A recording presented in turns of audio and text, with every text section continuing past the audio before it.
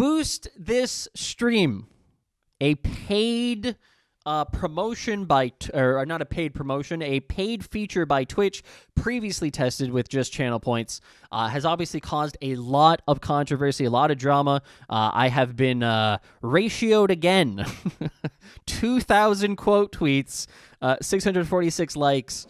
People are obviously not too thrilled. If you go through the reactions to this, everybody is saying, please don't do it, please don't do it, never do it. The information that is currently out there is that you can pay 99 cents, $2.97, or $4.95 to get 3,000 or 5,000 recommendations, which are essentially impressions. And for anybody who does not know, the impressions exist on the front page of Twitch in this location right here.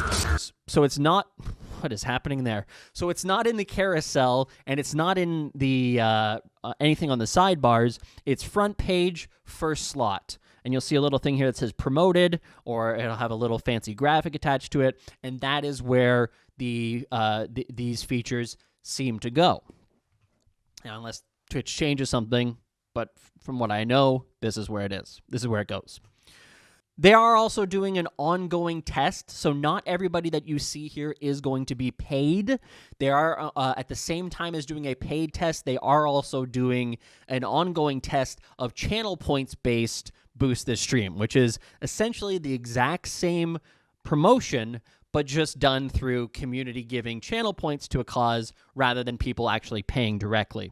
Another thing worth noting in this, and we'll get into it in a second, people have said, I saw Tim the Tatman talking about it. I saw other big streamers talking about it, saying, well, what's to stop anybody from Tim the Tatman, if he was still on Twitch, or XQC's community, what's to stop them from just boosting themselves to the top? They already have a audience that is willing to financially support it. What's to stop them? Well, at least in this test... And I would assume if it received a wider release as well, there is a cap. There is a cap of about 250 CCV. So if you had an audience larger than that, you would not be able to access boosts. Again, that still leaves millions of streamers competing for this boost and having to pay Twitch directly for the boost. It would not be your top streamers having access to it. They would be prevented from accessing it. If it were to get a full release, and this is a question that I've seen a lot of on Twitch. A lot of people said, if you can't disable this, can I take this? Can I disable it? Can I turn it off? If it were to ever get a full release, it is worth noting it is optional. There is no, or at least from my understanding, there is no requirement to actually activate your boost if it did get a bigger, a wider release. Now let's bring it back to how wide and how large this test actually is, because it is a test. This is not a wide release. This is not coming to every single streamer. It is coming to a very limited amount. In fact, 125 streamers have it. That's it. That's it. I actually know all 125 who they are, what their channels are, and I have some actual stats here that I can kind of give you some information on without revealing their personal details, because that's not reasonable for me to do, but we can give kind of a generalized look at who is actually involved. There are 125 total streamers involved. 107 of them are affiliates. 18 are partners. The average across all 125 is 27 CCV. So that means 27 people on average watch each of those 125 channels. So they are really targeting a smaller audience. The median number, middle number, 13.5, and the mode is 5. So that is, I believe, the most common of viewership is 5. So yeah, on this list, there are people that have 3 viewers, 2 viewers, average CCV of 2 viewers, 3 viewers, 15 viewers. The top one on this list actually has 219, I believe. No, 353. 353 is the top one on the list, and that's only because they recently had a pretty significant blow up in terms of hosts and raids from other people. So they put them outside of that 250 range. They, on average, stream 105 hours per month. So we really are generally talking about smaller streamers in this test. Now, again, there are 18 partners involved, but the majority are smaller affiliates. Now, we have some data. We have some early data on what kind of outcome is coming from these paid tests. And I'm going to show it to you. It's not a lot of data.